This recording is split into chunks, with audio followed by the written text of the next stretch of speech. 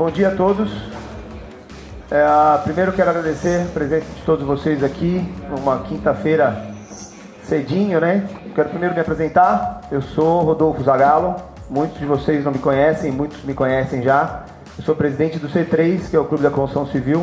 Esse ano de 2020, nós fizemos o lançamento de praticamente um novo clube. Nós passamos a ser uma plataforma de produção de conteúdo. Então, nós teremos 8 eventos como esse durante o ano, cada um focado num tema. A gente elegeu patologia de fachada para abrir o calendário de eventos técnicos, porque eu acho que é um dos principais temas aí que está mais no momento. Quero agradecer alguns membros aqui presentes, o Alexandre Oliveira, o Fábio, o Paulo, falei Fábio. Cadê o Fábio? O Fabinho está aí. Fábio da Stog. Então, nós somos aí, tem mais 2 pessoas, o José Marmo e o Thiago Leomil, que fazem parte desse grupo aí que está debatendo conteúdo. Quero oficialmente agradecer também aqui o Rui, da Atlas. Cadê o Rui? Nossa, aí no fundão. Quero agradecer a Atlas por estar patrocinando esse evento, Magalhães, Júlio, da Ceramfix e Cláudio, da Penetron, por estar participando com a gente aqui. Então, sem mais delongas, chamando o Alexandre para poder falar. Quem não me conhece, Alexandre Oliveira, sou membro do Comitê de Tecnologia e Qualidade de Ensino com São Paulo, sou coordenador do GT de pós-obra, a gente tem um pessoal aí do GT, e a gente tem trabalhado muito nessa área do pós-obra. A ideia é fazer o que a gente vai fazer um pouquinho hoje aqui na fachada. A empresa ela tem esse foco de trabalhar as patologias, então o que deu errado no produto, e trazer essa informação e retroalimentar a cadeia no todo, desde o produto, projeto, gestão, materiais, que é a cadeia de fornecimento de mão de obra e materiais, buscando a melhoria contínua, que infelizmente o nosso mercado, não especificamente fachada, mas ele perdeu um pouco na época do boom, por muito trabalho, e depois, quando diminuiu por pouco, o trabalho também perdeu. Então a ideia é recuperar. Primeiramente, bom dia, agradeço a todos por essa oportunidade, tudo bem? E eu não vim aqui falar de trinca, não vim falar de desplacamento, eu vim falar de umas coisas que eu percebo, né, junto com o Alexandre, das causas das patologias, vamos dizer assim. Eu acho interessante essa fachada de um prédio lá no sul, né, que as pessoas compraram e em 3 anos estava dessa forma. A gente participou desse trabalho aqui. Mas aí virou um pesadelo, né? Era o sonho da casa própria, virou pesadelo para essas pessoas. Infelizmente sofreram durante 2 anos e meio o acompanhamento dessa obra. E por quê, né? E não é só isso, o pesadelo é esse, ó, prédios de espessuras de massa de 18 centímetros, né? Fachadas ecológicas, né? Fachadas verdes espalhadas, isso, né? Fachada de tanta fissura que você pensa que faz parte da arquitetura do prédio, né? Igual um prédio novo com 2 anos, igual um prédio com 25 anos, né? Por que será que é assim? Então, até quando os clientes devem ter esses pesadelos? Isso é quem vende, né? O coitadinho está lá pagando uma prestação de 30 anos. Porque falta qualidade. Eu acho que qualidade em todos os sentidos. O que é qualidade? É a expectativa do usuário e a tecnologia existente no local da obra, tá? Uma coisa em São Paulo, outra coisa nesse país continental que nós temos, certo? Esses dois, você tem um conjunto de especificações. Primeiro, né? É o projeto. É importante ter projeto, chamado projeto de produção de sistema de revestimento espacial, que é o que nós adotamos em muitas empresas boas por aí fazem, né? FCH, você tem o Mário Colansky, trabalhado, você tem bastante gente por aí, né? Que faz isso.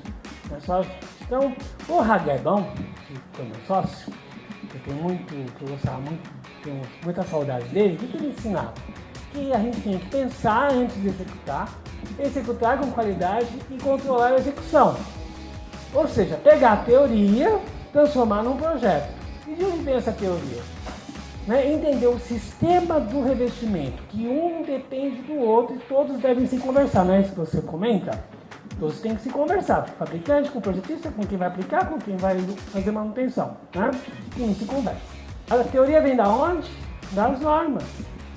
É isso que vai criar um projeto. Graças a Deus, que existe uma santa norma que fizeram agora, que é de produção de revestimentos de cerâmicos, que tem um item só referente a projetos com placas cerâmicas. Ainda bem que apareceu isso, porque deu diretrizes ao projetista e uma coisa à construtora, que é a obrigatoriedade de ter projeto de produção de revestimentos cerâmicos, porque norma não é lei, mas é ligado, né, ao Código do Consumidor, que é o Código Civil, então tem força de lei.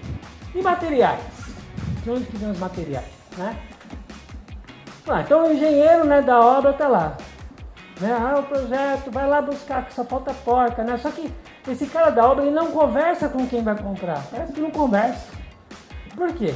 Né? Não conversa. Aí vai lá, só falta a porquinha. Você tem que conversar com o cara que compra, é um cara muito importante, ele tem que ser técnico. Eu acho que a consultora devia investir no comprador, no mínimo contratar primeiro alguém que se formou numa FATEC, que tem um conhecimento bom. E esse cara aqui de compras tem que ir nas fábricas, tem que fazer curso, tem que se envolver. E não ir no papo de vendedor. E todo material, seja qual for, você tem que fazer ensaio de recebimento e durante a execução e no final também. Então, construtoras têm que investir em ensaios, viu? Não é deixar ser munheca e investir em ensaios.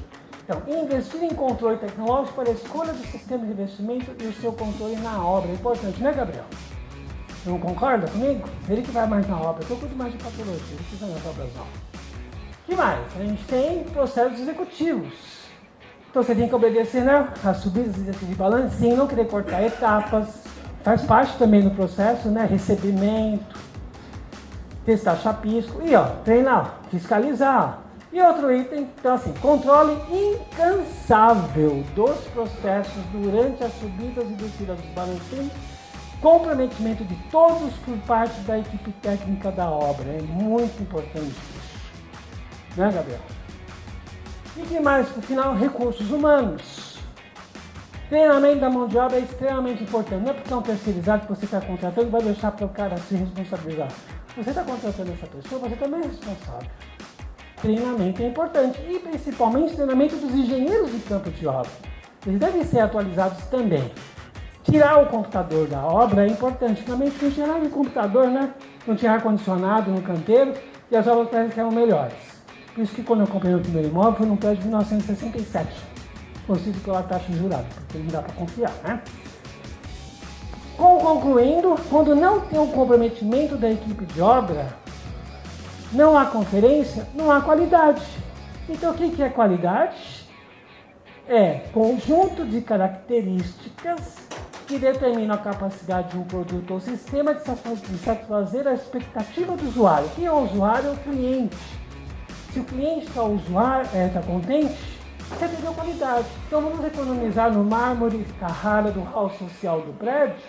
Vamos investir em projeto, fiscalização e materiais especificados e conferidos por ensaios.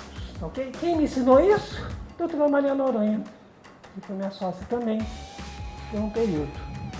Bom dia a todos. Eu sou da Cerâmica Atos, engenheiro responsável há 42 anos. Nós trabalhamos com dois tipos de produto, que é a linha pastilha e linha que nós chamamos de Onyx, a classificação B1A e B2A, né?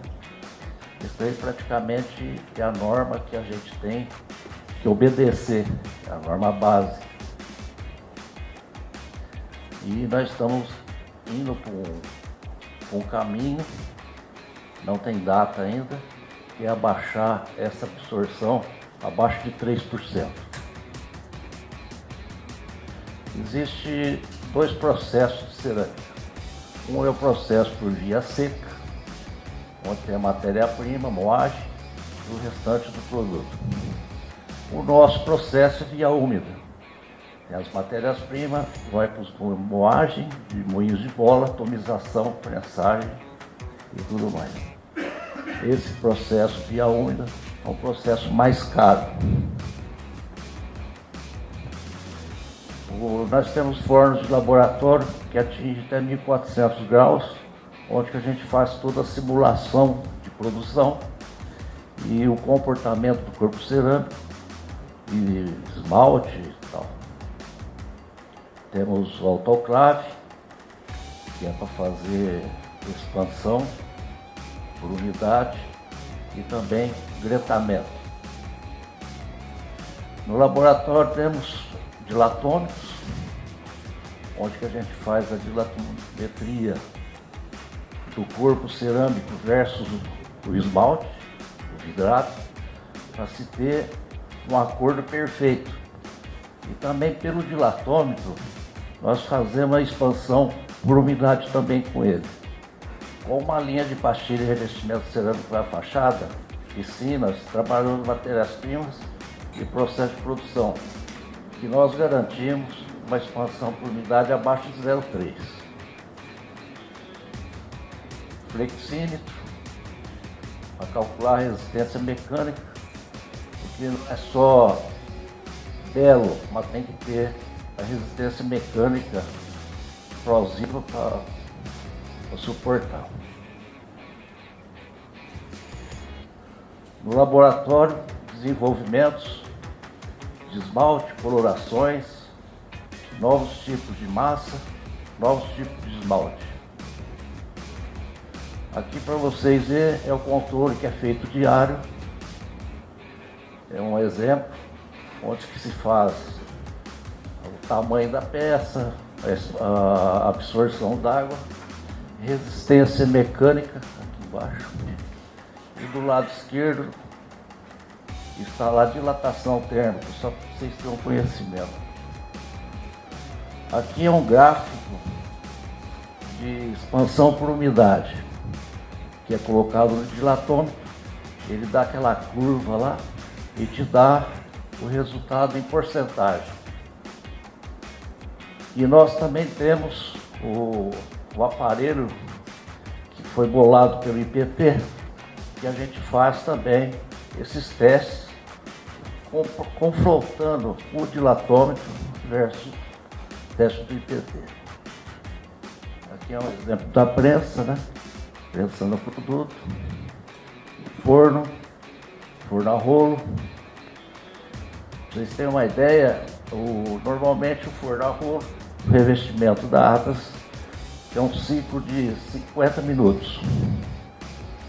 Enquanto outras fábricas que a gente conhece têm ciclos de 20 minutos. Aqui é o controle de qualidade da saída do forno, onde que, para tentar detectar se houve uma variação na tonalidade, para depois ser tudo misturado. Aqui é um exemplo básico de muratura, a gente chama de muratura. Essa muratura que foi desenvolvida pela Atlas, onde você, menos de 20% de contato do englobe. Do lado esquerdo é o concorrente. Nós somos pioneiros praticamente em colagem de gota, onde que a gente desenvolve desde a fabricação da cola, a gente faz internamente, procurando cada vez mais baixo essa altura de gota. Ali vocês estão vendo a altura. Aqui a gente é certificado, né, pelo CCB de produtos. É só. Eu coloquei aqui alguns prédios que marcaram época, né, na tua história.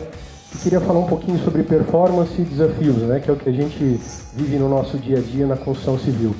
E reforçar que os últimos 4 aqui, empreendimentos que marcaram época porque foram os mais altos do teu ano de construção, todos eles são projetados e têm produtos Ceramfix no canteiro de obra. O Império das Ondas, por exemplo, da Fórmula, o Epic Tower da FG, ali com 55 pavimentos, o Infinity Coast da FG também, com 66 pavimentos, e o mais recente Yacht House da Pascoaloto, com seus 81 andares, o maior prédio da América Latina em altura, todos com produtos Ceramfix. Falando um pouquinho sobre os problemas de fachada, né? Nós tivemos um passado recente aí bastante sombrio, mais de 3 milhões de metros de cerâmicas destacando, não só em fachada, mas nos últimos 4 ou 5 anos no mercado brasileiro. Uma chuva de processos, acho que muita gente conhece bastante dessa história, e em função de várias patologias, né? Várias patologias envolvidas, e a gente também vai falar um pouquinho. Mas o mais importante é a gente deixar de olhar para o retrovisor, né? A gente aprende com o retrovisor, mas olhando para frente, os desafios eles só aumentam, né? Quem trabalha no departamento de compras ou no projeto, ou é o proprietário, ou é o responsável técnico pelo projeto, tem desafios ainda maiores no futuro próximo, né? Porque as fachadas elas têm pedido novos materiais, formatos enormes, né? Muita gente pedindo grandes formatos e super formatos aderidos em fachada, baixas espessuras dessas peças e os prédios com índice de esbeltez cada vez maiores, né? Cada vez a gente faz obras maiores em terrenos menores e esse índice de esbeltez ele influencia muito, absurdamente, no nosso projeto de fachada, em todos os pontos de vista. Vale lembrar também que a norma foi citada, muito obrigado pelo Alexandre, sobre a 13755, né? Ela foi revisada. Nessa revisão, a norma ela é uma versão mais conceitual e mais abrangente, né? Ela aborda bastante conceito de desempenho e ela dá para a gente a oportunidade de trabalhar com novos materiais na fachada, né, e obviamente dividindo a responsabilidade técnica entre fabricante e projetista, né. Esse estudo que foi apresentado na Qualicer, um evento na Espanha em 2006, fala sobre as tensões nas bordas dos revestimentos cerâmicos em fachada, o quanto essas tensões elas empurram o revestimento para fora, o esforço que tem que ser feito. E aí, o outro lado, como é que você compensa essas tensões, né, de aderência e de movimentação. E durante o nosso debate, eu e o Odair estamos à disposição para a gente discutir um pouquinho isso, só que a gente levaria mais de 10 minutos para falar. E aí, falando um pouquinho sobre as soluções de sistemas de fachadas da Ceramfix, eu quero apresentar para vocês uma solução inédita no Brasil, né, no nível de facilidade e de importância que ele tem para as fachadas aderidas em peças de grandes formatos. Essa não é uma inovação, né? Está no mundo há mais de 8 anos, nós corremos o mundo todo buscando algumas soluções e junto com o professor Jonas, da Inovatec, acho que a maioria de vocês devem conhecê-lo, nós adaptamos essa solução para o mercado brasileiro. Uma pena ele não poder estar aqui hoje, ele está na Qualicer, na Espanha. Vou passar um videozinho rápido sobre... é um teaser, na verdade, de primeira mão, ele ficou pronto ontem à noite, né? O nosso marketing correu aí para conseguir apresentar, mas é um teaser que vai abrir a apresentação desse produto para vocês na sequência.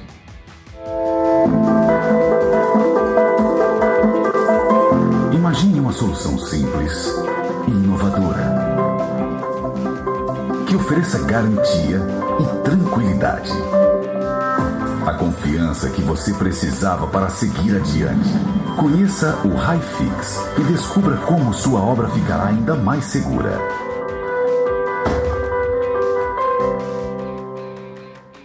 Mas os resultados de laboratório nos garantem que cada gancho resiste até 120 kg. Tá? Então o dobro do que a gente usa para especificação, aqui tem uma margem de segurança enorme. Aí as pessoas nos perguntam assim, pô Júlio, mas você produz argamassa colante e está vendendo um sistema de fixação? Eu diria o seguinte, por melhor que seja a argamassa colante, por melhor que ela seja, se ela for mal aplicada, a gente corre risco. Se você tiver o engobe no verso da peça, né, como o próprio Rubens nos apresentou, e ele não for tirado, você corre risco. Né? Se você tiver uma movimentação que foge um pouco à regra do projeto, você corre risco. Então aqui a gente está mitigando os riscos de problemas de fachada com essa solução. Eu acho que isso aqui, essas fotos, né, são do século passado, né? Hoje não acontece isso, né? Patologias de concreto, né? mudou muito, né, de lá para cá, né? É até gostoso falar do século passado, né? Eu estive lá, né? E a gente via muito, né, fachadas de pastilha, né? Em Santos, por exemplo, né? O pessoal contratava uma empresa de manutenção e a manutenção era lavar com ácido muriático, né? E aí você tinha surpresas, né? Isso penetrava ali no rejunte, com certeza atacava o rejunte e atingia o concreto, né? E aí você tinha mais surpresa, né? E o concreto não tinha o cobrimento de proteção na armadura, né? Muitos edifícios, né, que seguiram a norma passada ou que não seguiram, né, adotavam cobrimentos muito baixos, né? E o cobrimento é uma proteção aço, né? Mas até hoje, né, a gente está falando aqui em São Paulo, mas a gente que viaja, a gente vê essa situação ainda. E muito a gente vê assim, não, vamos esconder, vai aplicar um reboco, né, uma cerâmica, eu vou esconder aqui os problemas no concreto, né? E tem os concretos aparentes, né? Por um bom tempo, depois de 1940, né, cresceu muito o uso do concreto aparente, mas com algumas dificuldades tecnológicas, né? Hoje nós aprendemos, tem um concreto altadensável, né, onde eu consigo fazer o lançamento num painel único, sem deixar juntas de concretagem, né, juntas no meio do painel, onde eu posso ter a penetração de água, né, e a formação de eflorescência. Eu tenho concretos de baixíssima permeabilidade, né, para aumentar essa proteção, né, do concreto. E a nova norma, enfim, a 6118, né?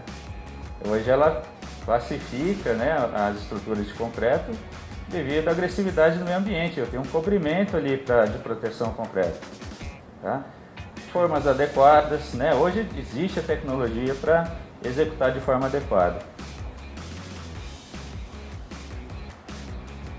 A gente tem visto muitos projetos, né, arquitetônicos hoje, museus, hotéis, casas, né, buscando concreto aparente, né? Em alguns casos, né, depois de fazer o painel em concreto, né, fazer um acabamento brilhante com verniz, né, material que dá uma proteção e também dá um acabamento estético. Mas a gente tem visto também uma solicitação de concreto aparente, aqui um concreto ripado, né, mais fosco, né? Os arquitetos têm buscado uma tonalidade mais fosca no concreto, né? E aí que nós entramos com algumas soluções de proteção ao concreto, né? Uma delas, né, já pode ser incorporada ao concreto, né? Hoje já existe na norma, a norma atual de aditivos para concreto, né, já tem lá descrito aditivo redutor de permeabilidade por cristalização, né? Esses é um dos carros-chefes da empresa, é um aditivo mineral, né, que é incorporado ao concreto, e ele por cristalização vai fechando a porosidade do concreto, né, sem alterar as características do concreto fluido, sem alterar a aparência estética, né? Apesar dele ter um rastreador, isso aqui é uma forma de você rastrear se o material foi adicionado ou não. Às vezes deixa o concreto verde, concreto fresco, o pessoal até fala concreto Hulk, né? Pô, meu concreto vai ficar verde. Não, depois some, mas é uma forma de você identificar que foi adicionado nesse traço. Então você tem dentro do concreto um material que ao longo do tempo vai secando o concreto. Todos os ensaios de desempenho mostram uma redução da permeabilidade, uma redução de absorção ao longo do tempo. Isso é interessante. Eu estou melhorando o desempenho e a proteção para o concreto aparente. Inclusive, né, piscinas em concreto aparente, concreto colorido, né, hoje tem sido muito usado aí como elementos de fachada. E eu preciso atualizar para a norma atual, melhorar esse cobrimento de concreto. Então você consegue isso através de um sistema de proteção como esse silicato de sódio. E esse sistema ele não prejudica a aderência com outra argamassa, com outro revestimento que venha por cima, né? Ao mesmo tempo, você consegue também proteger estruturas, né, em concreto aparente, sem mudar o aspecto estético. Também, sistema de base mineral, né? Quando eu falo de base mineral, ele não se decompõe ao longo do tempo. Ok? E fica à disposição.